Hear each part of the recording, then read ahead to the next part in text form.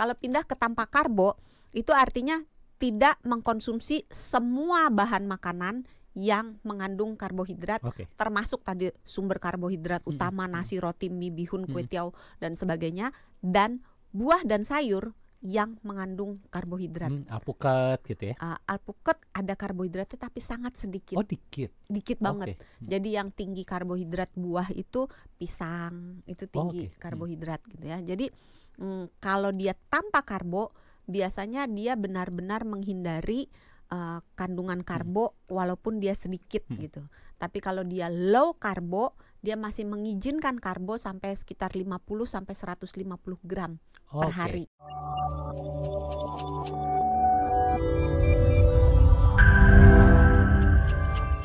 Nah, kita akan bahas soal diet. Ini diet dengan cara tanpa nasi. Ini sebenarnya baguskah atau sebenarnya beresiko? Karena seperti kita tahu nasi juga kan sebenarnya ada kandungan-kandungan yang kita butuhkan untuk beraktivitas sehari-hari.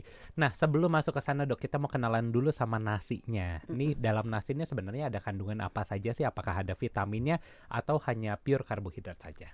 Nasi itu ada proteinnya sedikit, ada lemaknya sangat sedikit, ada seratnya, ada karbohidrat, tapi memang dominannya di karbohidratnya. Satu porsi nasi itu kalau nasi yang di ayam goreng yang mangkokan ya, yang udah yang dicetak kayak gitu ya, cetakan gitu, satu biji begitu, itu kira-kira beratnya 200 graman lah, 200 sampai 215 gram. Itu satu porsi gitu karbohidratnya itu bisa mencapai 60 gram. Ini karbohidratnya. Nah, tapi terlepas dari kandungan karbohidratnya, nasi itu kalau orang Indonesia kan kreatif ya. Nasinya kan bisa saya nggak makan nasi putih tapi makan nasi kuning gitu kan, makannya nasi hijau gitu. Jadi berapa kandungan yang di dalamnya tergantung nasinya itu dimasak dengan cara apa. Tapi intinya sebagian besar dari nasi itu adalah karbohidrat.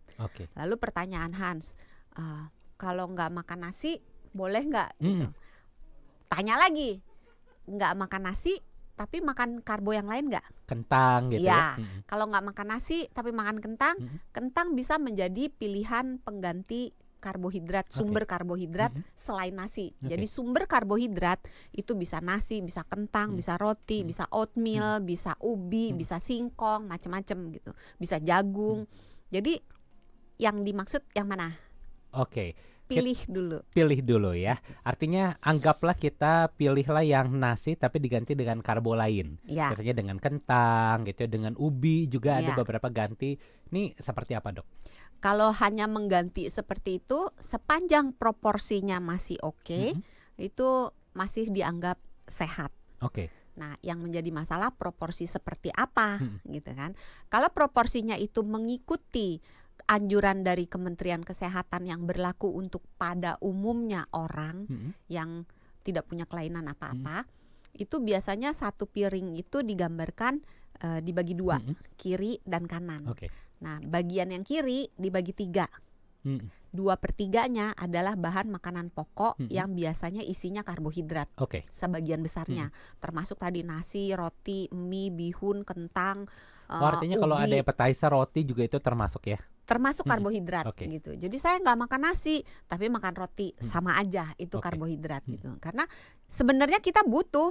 Jadi di dalam pola makan sehat yang berlaku untuk sebagian besar orang yang tidak punya kelainan itu umumnya terdiri dari makronutrien dan mikronutrien. Makronutrien itu adalah jumlah zat gizi yang kita butuhkan dalam jumlah besar. Itu meliputi karbohidrat, protein dan lemak baik. Kalau mikronutrien itu zat gizi yang kita butuhkan dalam jumlah yang sedikit. Itu bisa vitamin, mineral, antioksidan dan sebagainya. Nah, yang makronutrien ini perbandingannya tadi itu satu piring kalau yang berdasarkan Kementerian Kesehatan dibagi 2, sebelah kiri 2/3-nya adalah karbohidrat, 1/3-nya adalah lauk yang diterjemahkan sebagai protein. Bisa hewani, bisa nabati. Yang sebelah kanannya dibagi lagi jadi 2/3 dan 1/3. 2/3-nya adalah sayur, 1/3-nya adalah buah. Dan sebenarnya di dalam buah dan sayur juga ada kandungan karbohidratnya.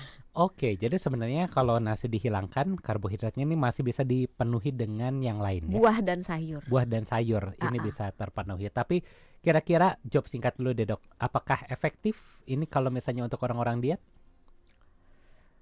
Agak susah menjawab karena tergantung kebutuhannya apa dan tergantung di dalam tubuhnya itu ada gangguan atau kelainan tidak. Oke. Gitu. Contoh, biasanya orang-orang yang menghindari karbohidrat, ini kita udah langsung karbo aja atau langsung nasi dulu nih? Karena kalau nasi diganti dengan kentang pada umumnya sama kan, sama-sama ya? Karbo gitu. Jadi pindah ke yang tanpa karbo. Tanpa karbo, boleh. Kalau pindah ke tanpa karbo, itu artinya tidak mengkonsumsi semua bahan makanan yang mengandung karbohidrat, termasuk tadi sumber karbohidrat utama nasi, roti, mie, bihun, kue tiaw dan sebagainya, dan buah dan sayur yang mengandung karbohidrat. Alpukat gitu ya?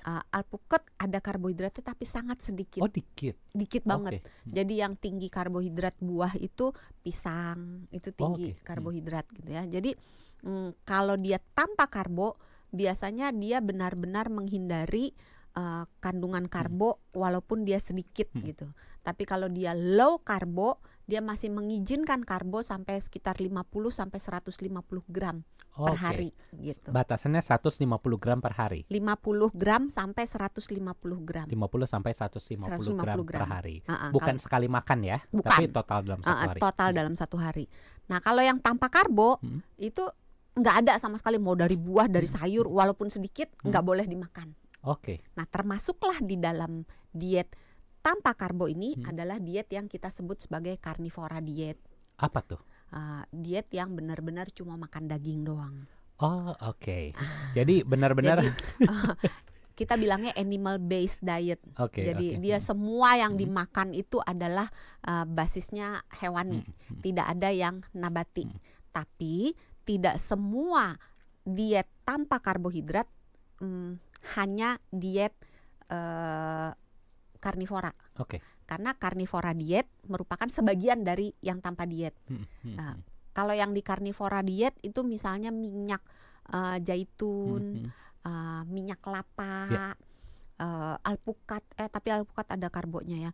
Jadi segala sesuatu yang dari teh dan kopi juga termasuk, karena itu dari nabati kan, dari biji-bijian, dari daun teh, itu nggak boleh kalau di carnivore diet, diet karnivora. Tapi kalau misalnya di yang no karbo, itu teh, kopi masih boleh.